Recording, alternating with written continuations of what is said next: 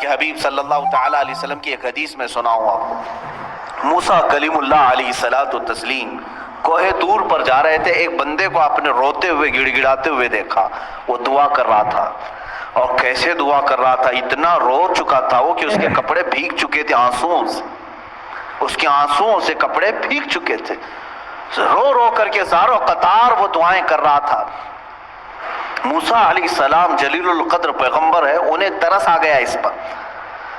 طور پر جانے کے بعد اللہ کی بارگاہ میں انہوں نے اس کی سفارش کی، اے مولا وہ بندہ جو کوہ طور کے نیچے بیٹھا ہے تجھ سے اتنی دیر سے مانگ رہا ہے کہ آنسوؤں سے اس کے کپڑے تر ہو گئے ہیں، اس کی دعا سن لے مولا، اس کی دعا قبول کر لے۔ رب تعالیٰ نے فرمایا اے موسیٰ مانگتے مانگتے اس کے ہاتھ آسمان کو پہنچ جائیں، روتے روتے وہ مر بھی جائے تو میں اس کی دعا قبول نہیں کروں گا۔ موسیٰ علیہ السلام نے عرض کیا مولا ایسا اس نے کیا کیا؟ رب تعالیٰ فرماتا ہے کہ اس لیے کہ اس کے بدن پر کپڑے حرام ہیں اور پیٹ میں لقمہ حرام ہے، حرام کا لقمہ اس کے پیٹ میں ہے اور حرام کا لباس اس کے جسم پر ہے، میں اس کی دعا کو اس کی موت تک قبول نہیں کروں گا۔ دعائیں نہیں جاتی ہیں، بار اجابت تک نہیں ٹکرائیں۔ دعاؤں کے قبول ہونے کی شرائط کبھی آپ نے پوچھا کسی سے جا کر کے؟ یہ شکایت تو سب کی ہے، بہت دعا کیا، بہت وظیفے پڑھے، اب تک کچھ بھی نہیں اثر ہوا، کچھ بھی نہیں قبول ہوا۔ کبھی اس کے نہ قبول ہونے کے علامات یا شرائط کیا ہیں دعا قبول ہونے کی، یہ آ کر کے کبھی آپ نے پوچھا؟ سب سے پہلی شرط ہے دعاؤں کے قبول ہونے کی، حلال کھائے اور سچ بولے، حلال کھائے اور سچ بولے۔ اللہ کے حبیب صلی اللہ علیہ وسلم نے ایک صحابی کو یہ عمل بتایا، کہا اگر تم چاہتے ہو کہ ہر دعا تمہاری قبول ہو جائے تو مستجاب الدعوات بن جاؤ، تو دو چیزوں کی پابندی کرنا، زبان سے سچ بولنا اور منہ سے حلال لقمے کھانا، پھر کوئی وظیفہ کرو نہ کرو اللہ تمہاری ہر دعا قبول کرے گا، مستجاب الدعوات بنو گے۔ یہاں آج وہ حدیث صادق آ رہی ہے میرے عزیزو، جو اللہ کے حبیب صلی اللہ علیہ وسلم نے فرمایا اے میرے صحابہ ان قریب تم دیکھو گے امت پر میرے ایک ایسا زمانہ آئے گا کہ میری امت حلال و حرام کی تمیز بھول جائے گی، ختم کر دے گی۔ وہ زمانہ میں اب آنکھوں سے دیکھ رہا ہوں۔ آج امت مسلمہ کو پوری دنیا نے سودی کاروبار پر لگا کر رکھا ہے۔ حقیقت میں آپ کو بتاؤں آج یہودیوں کا سب سے بڑا نظام، دجالی نظام، یہ کریڈٹ پر جو چل رہا ہے، سودی بینکوں کا جو نظام انہوں نے پوری دنیا میں متعارف کروایا، پوری دنیا سے انہوں نے حلال کا خاتمہ کرنے کی کوشش کی، اس میں مسلمان بھی ملوث ہو گئے۔ بینکوں کے مسائل الگ ہیں لیکن تقریباً پوری دنیا کو انہوں نے سود پر لا کر کھڑا کر دیا، سود پر لا کر کھڑا کر دیا۔ اور سود کی نحوست ایسی ہے کہ جو بندہ اس میں ڈوب گیا وہ نحوستوں میں گرفتار ہو گیا۔ اللہ اور اس کے فرشتے اس بندے سے اپنی نظر ہٹا لیتے ہیں جو سود کی بلا میں ملوث ہو جاتا ہے، لیا ہے کسی سے سود پر پیسہ استعمال کر رہا ہے اور بٹی بھر رہا ہے، اللہ تبارک و تعالیٰ اس بندے پر رحم نہیں فرمائے گا۔ لیکن یہ ہے، میں نے پڑھا ہے سلطان عبد الحمید ثانی رحمت اللہ تعالیٰ علیہ، خلافت عثمانیہ کے ایک عظیم سلطان کا نام ہے، خلیفہ کا۔ ایک دن آپ نے اپنے وزیر سے کہا فلاں صاحب ہیں ان کو بلائیے، کوئی دکاندار تھے تو وزیر نے بلایا، وہ اندر آئے، سلطان نے اپنی جیب سے کچھ پیسے نکالے اور کہا کہ یہ آپ کا پورا ہو گیا، حساب کتاب صاف۔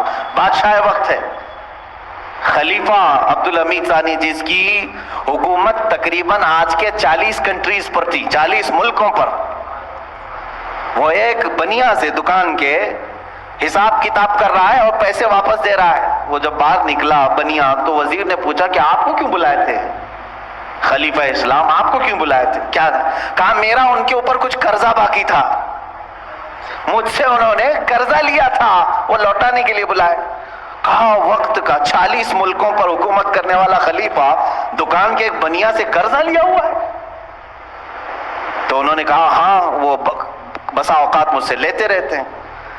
اس کے بعد وہ چلا گیا، اس کی پریشانی بڑھ گئی۔ وزیر نے آ کر کے پوچھا کہ حضور یہ کیا معاملہ ہے؟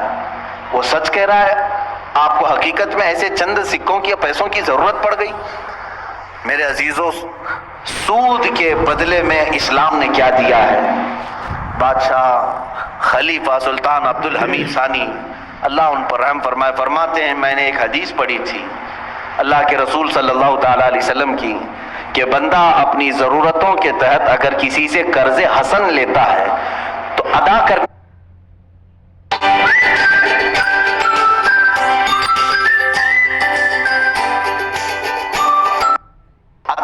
کی نیت ہو، لیا ہے ادا کرنے کی نیت ہو، تو ادا کرنے کے زمانے میں جتنی دن تک وہ کوشش کرتا رہے گا اللہ کے نزدیک وہ رحم کرنے والا بندہ پایا جائے گا۔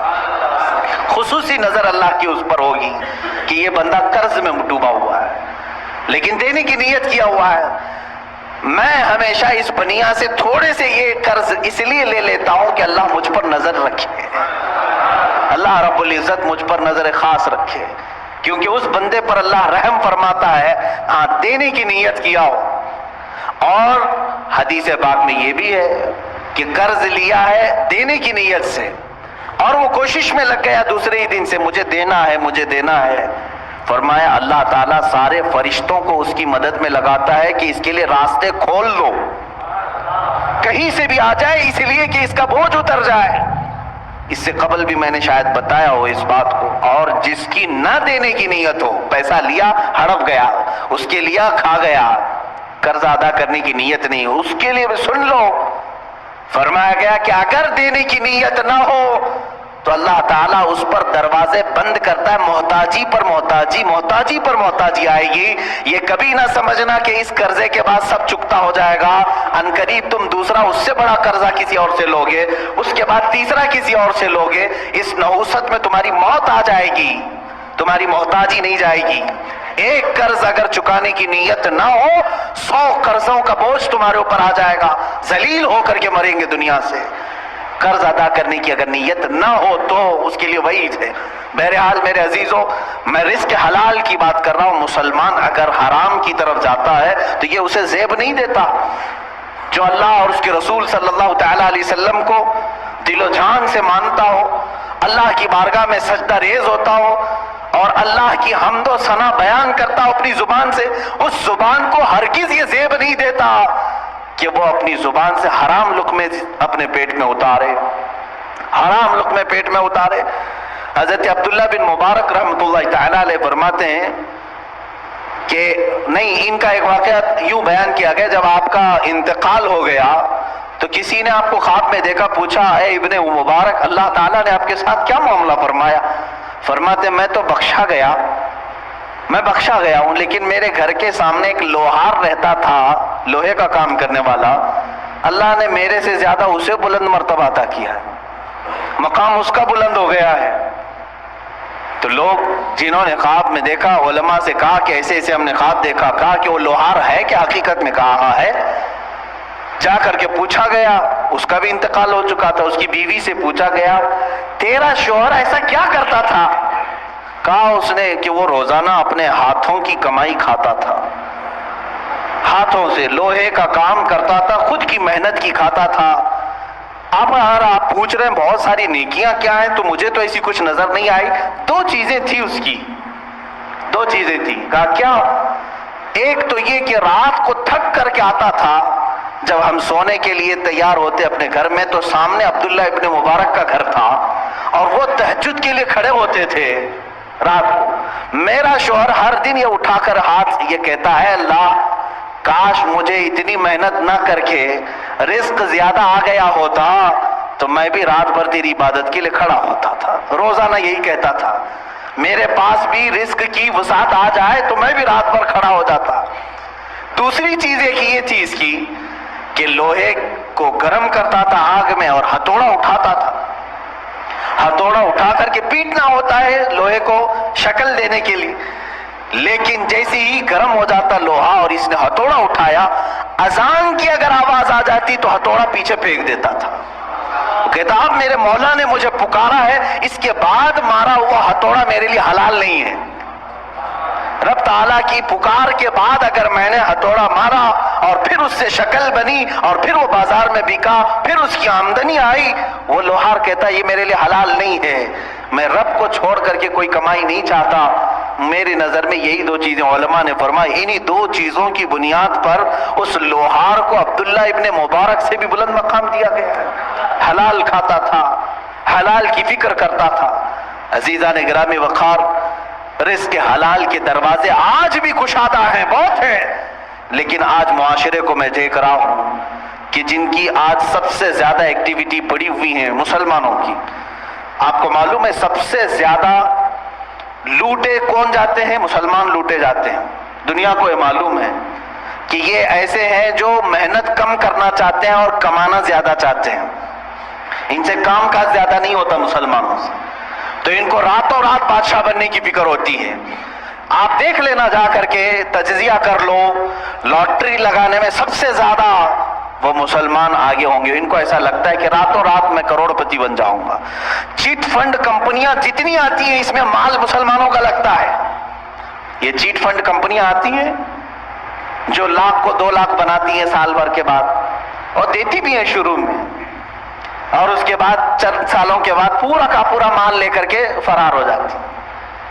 حیدرآباد میں ہوا, بنگلور میں ہوا, ممبئی میں, یہ کنٹینیو چلتے رہتے ہیں. میں آپ کو بتاؤں, چیٹ فنڈ کمپنیاں نئی نئی آتی رہیں گی, ان کو پوری ٹریننگ دی جاتی ہے چلانے کی, نئی نئی اسکیمیں لانے کی. اور جو ڈسے ہوئے ہیں مسلمان, اب بھی اگر نئی کمپنیاں آئے تو پھر جا کے بھریں گے, پھر بھریں گے. کیوں؟ حلال کھانے کی جب فکر نہ ہو, محنت کرنے کی جب عادت نہ ہو, تو شیطان اسی طرح سے ان کے ذہن کو ورغلاتا ہے, اور راتوں رات اپنے پورے پیسے لگا کر کے ڈبل چاہتے ہیں. یہی تو سود ہے, یہی تو بیاج ہے جو حرام کھانے کی فکر ہے.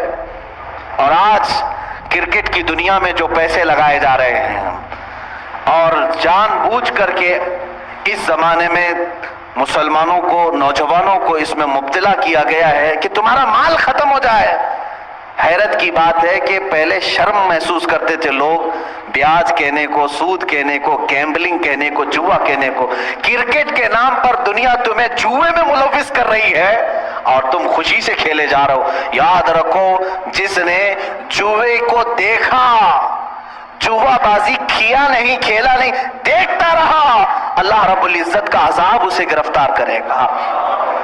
سب سے بڑا عذاب اللہ کا یہ ہے کہ موت سے پہلے ایمان چھین لیا جائے. خطرناک عذاب ہے اللہ کا. جوا اللہ رب العزت کی بارگاہ میں ہرگز پسند نہیں. انما الخمر والمیسر والانصاب رجس من عمل الشیطان. اللہ فرماتا ہے شیطان کی غلاظتوں میں سے ہے یہ. جوا شیطان کی غلاظتوں میں سے, شیطان کے پخانوں میں سے ہے یہ. اتنی غلیظ چیز ہے جس کو آج فخر کے ساتھ کر رہے ہیں. بیٹنگ لگانا, بکنگ کرنا, اور آج کرکٹ کے نام, آئی پی ایل کے نام پر. اب یہ دیکھیں, پہلے تو گورنمنٹ میں بھی اس اچانک ملک الموت کا پنجہ پڑے گا, اور پھر جب تم قبرستان میں لے جائے جاؤ گے تو سارا کا سارا سناٹا ہوگا, کچھ نہیں. اب دنیا کا شور شرابہ کچھ نہیں. وہاں پھر سزا دینے والے فرشتوں کی جنگار سنائی دے سکتی ہے. عزیزان گرامی وقار, ہمارا جب عقیدہ آخرت پر ہے, آخرت پر, مجھے ایک بڑی اچھی بات یاد آتی ہے. ایک بڑے عالم دین تھے, ان کے متعلق میں نے پڑھا. وہ ٹرین میں سفر کر رہے تھے, سامان کچھ زیادہ ہو گیا تھا اور اس کی فیس بھرنی تھی. جو پینلٹی ہوتی ہے یا تو پھر اس کا گورنمنٹ کو بھرنا تھا چارج. ٹی ٹی جو تھا اس نے کہا مولانا صاحب رکھ لیجئے, میں ہی ہوں سفر پر, اگلے اسٹیشن تک میں ہوں, میرے بعد جو ٹی ٹی آئے گا اس کو میں نے کہہ دینا ہے, میں بتا دوں گا کہ مولوی صاحب سفر پر ہیں, وہ بھی آپ کو کچھ فائن نہیں لگائے گا اور آگے اسٹیشن تک آپ کو چھوڑ دے گا. مولانا صاحب نے پوچھا کہ وہ کہاں تک چلے گا؟ آپ تو اگلے اسٹیشن تک جائیں گے, میرے سامان کی کوئی پوچھ تاچھ نہیں ہوگی. دوسرا ٹی ٹی آئے گا جس کو آپ بولے گے وہ کہاں تک جائے گا؟ کہا ٹرین جہاں تک جائے گی وہ ٹی ٹی رہے گا. تو انہوں نے کہا نہیں, مجھے اور آگے تک جانا ہے, مجھے اور آگے تک جانا ہے. کیا وہ ٹی ٹی وہاں تک آئے گا؟ کہا کہاں تک جانا ہے؟ کہا مجھے میدان محشر تک جانا ہے, وہاں تک جانا ہے. اگر وہ تمہارا ٹی ٹی وہاں پر بھی سفارش کر دے گا اور اللہ سے میرے اس جرم کی سزا کو کم کروا دے گا, میں خاموش بیٹھتا ہوں. تم مجھ سے چوری کروا رہے ہو. انہوں نے اپنا وہ معاوضہ بھر دیا.